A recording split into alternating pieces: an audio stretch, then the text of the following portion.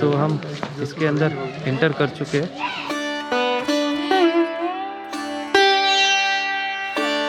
तो दीवाने खास में ही राजा का दरबार होता था, तो यहाँ पर लिखा है। तो अंदर चलता हूँ मैं और देखते हैं। तो अंदर इस तरीके का डिज़ाइन। ये मेरा आगरा ट्रैवल सीरीज़ का लास्ट वीडियो है और अगर आपको अच्छा लगे तो ज़रूर सब्सक्राइब कीजिए।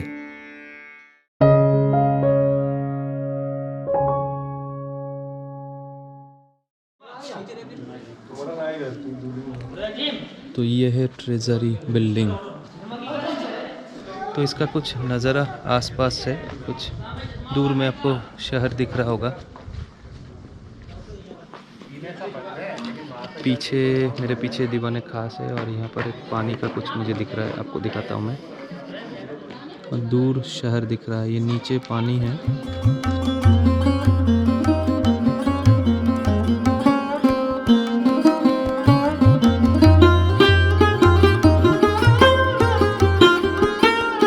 तो मैं ट्रेजरी के अंदर एंटर कर रहा हूँ, देखते हैं किस तरीके का है। उस ज़माने में डोर का ये एंट्रेंस पॉइंट, एग्जिट पॉइंट बना तो होता था, लेकिन परमानेंट दरवाज़ा कहीं नहीं होता था। इसी तरीके का जो जगह थी, इसमें कर्टेन्स लगा हुआ होता था।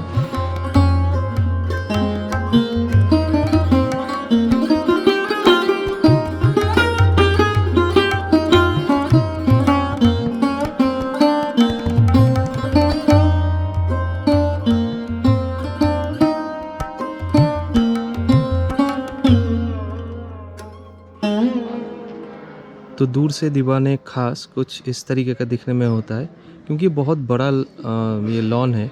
और यहाँ पर उस ज़माने में आप सोच लीजिए कि कितने सारे सोल्जर्स और भी लोग घूमते रहते थे, लेकिन बहुत सिस्टमेटिकली।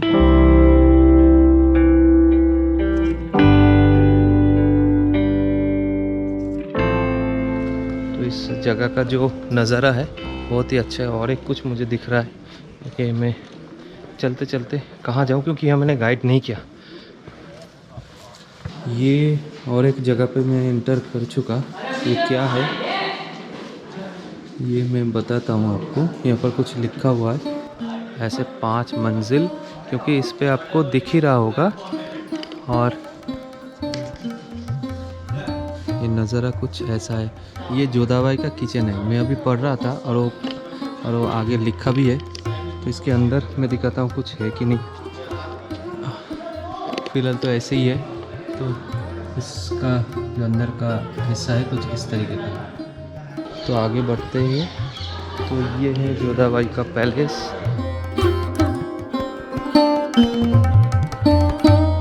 जोधाबाई पैलेस का जो एंट्री पॉइंट था, वहाँ से मैंने एंटर कर लिया। तो यहाँ पर भी वही गणेश वाला शेप है, ये दिख रहा होगा आपको।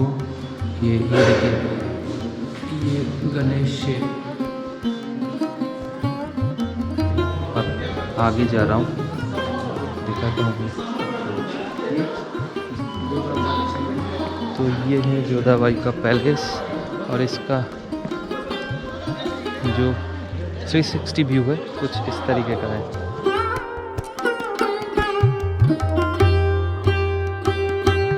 टूरिज़्म के लोग वो कह रहे थे कि अगर आपको गाइड लेनी है तो आप ASI का ही गाइड जो है, रजिस्टर्ड गाइड, उसी का ही लीजिए।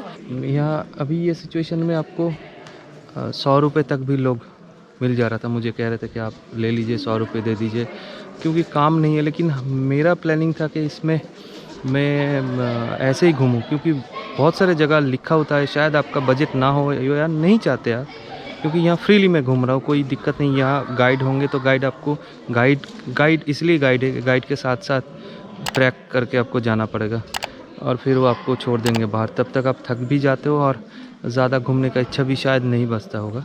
तो इसीलिए मैं इस ट्रिप में कुछ गाइड किया, कुछ गाइड नहीं किया।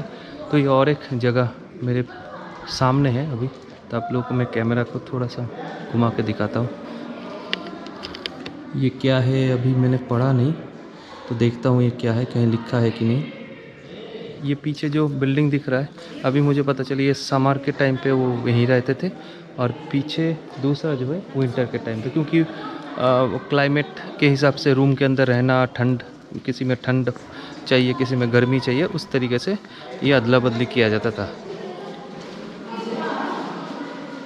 सब जगह सिमेट्री लग रहा है मुझे। इस कोने पे ऐसा डिज़ाइन है तो दूसरे कोने पे भी सेम डिज़ाइन। ये ब्लॉक सभी जगह बना हुआ है इस रूम के चारों तरफ।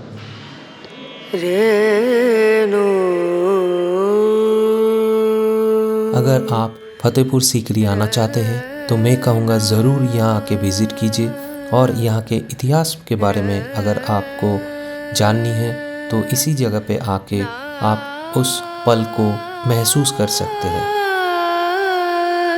अलाउड नहीं है, यहाँ पर नहीं जानी चाहिए किसी को। और यहाँ पर इसका नाम है अनूप तालाब। तो ये अनूप तालाब है कि तानसेन यहाँ पर ये बीच में आके गाना गाते थे।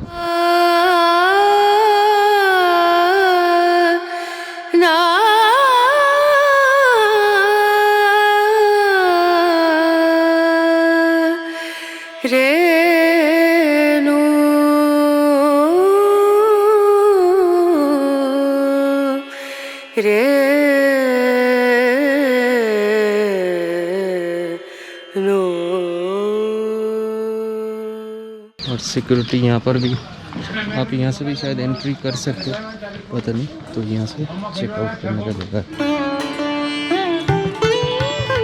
तो ये पहुँच गया बुलंद दरवाज़ा, और इसमें बहुत सारे सीढ़ियाँ हैं।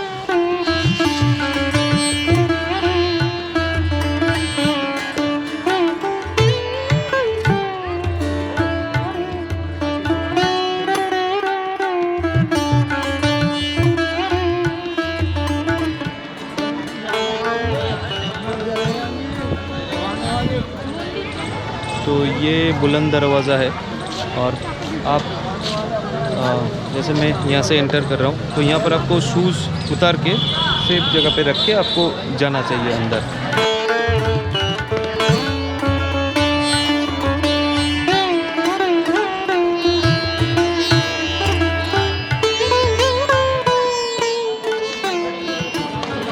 तो ये दरगाह में मैंने एंट्री कर लिया है बुलंद दरवाज़े की तरफ से। तो दरगाह का ये इसका कुछ नज़ारा इस तरीके का है। ये जो पॉइंट है यहाँ से भी एंट्री हो सकता है, यहाँ से भी आप एंटर कर सकते हैं। तो हमने बुलंद दरवाज़ा से एंट्री किया। तो जूते भी रखने पड़ता है, तो जूते का इन लोगों ने कहा कि हमने जूते रख दिए, तो उन्होंने कहा कि आपको 20 रुपये देना पड़ेगा, लेकिन वहाँ पता चल रहा था कि 10 रुपये ले। तो मैंने पूछा 20 रुपये ऐसी कोई बड़ी बात नहीं है, लेकिन जो सही है, जो आप लेते हो वही लो, ज़्यादा मत लो। तो नीचे ये जो आपको पानी की जगह दिख रहा है, छोटा सा, जो इसको कहते हैं वज़ू टैंक,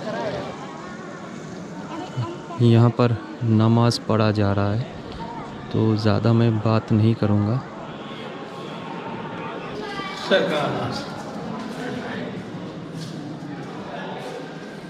तो मैं दरगाह के मेन जो कोर पॉइंट है वहाँ पर मैं हूँ, और दरगाह में मुझे एक बहुत ही अच्छे शख्सियत मिल गया है जिनका नाम है आकिब हुसैन जी।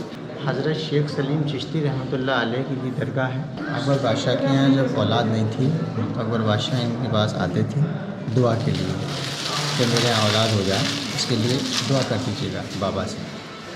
फिर अकबर का, इनकी दुआओं से अकबर का बेटे की पैदाइश हुई, जिनका नाम है जहांगीर। उनको शेखू भी बोलते हैं। अकबर ने इनके नाम से जोड़कर नाम रखा, और यहाँ तभी से ये सब अकबर ने बनवाया। लोग आज भी यहाँ मन्नतों के धागे बांधने आते हैं, औलाद के लिए, बिजनेस के लिए, किसी भी कारोबार के लिए।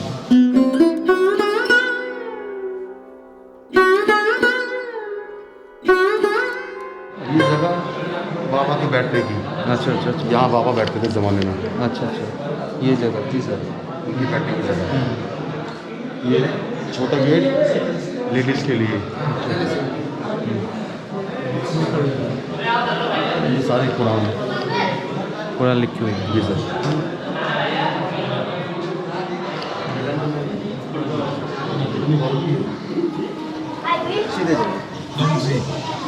ये सर मेरा तो जाइए। इसको छोटे दरगाह कहते हैं। हाँ जी। अच्छा, झाड़ा ले लिया आपने? झाड़ा ले लिया? कहाँ? पहले ही ले लिया, एक लिया? बार आया था मैं। अच्छा। आओ जी, जोड़ो बत्ती, बत्ती जोड़ो। तो मैं देख रहा था कि वो शायद पैसे मांग रहे हैं लोगों से, तो मैं गया नहीं, तो मैंने उनको कह दिया कि मैं आ चुका था आपके पास। तो ये कब्रिस्तान है।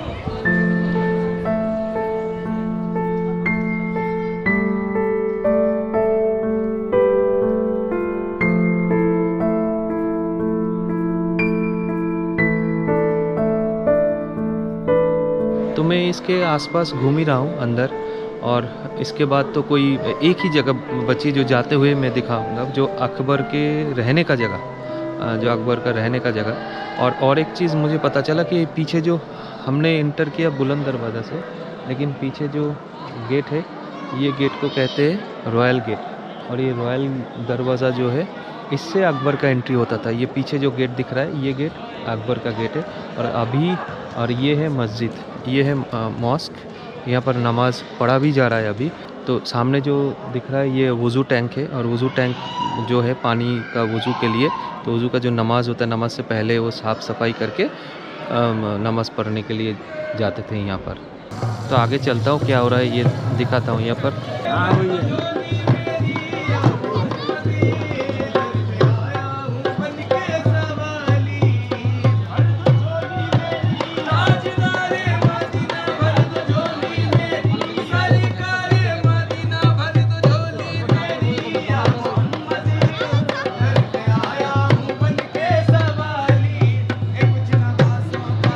ये कब्रिस्तान है, बाहर भी था और ये अंदर भी है, तो दिखाई नहीं दे रहा है।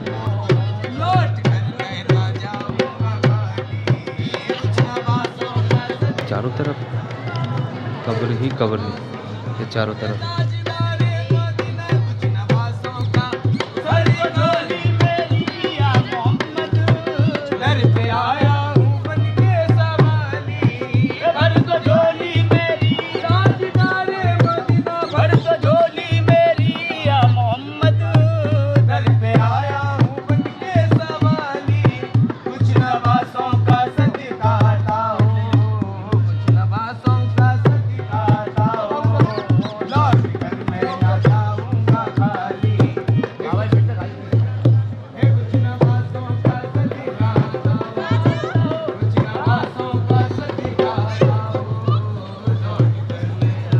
तो मैं अभी निकल रहा हूँ।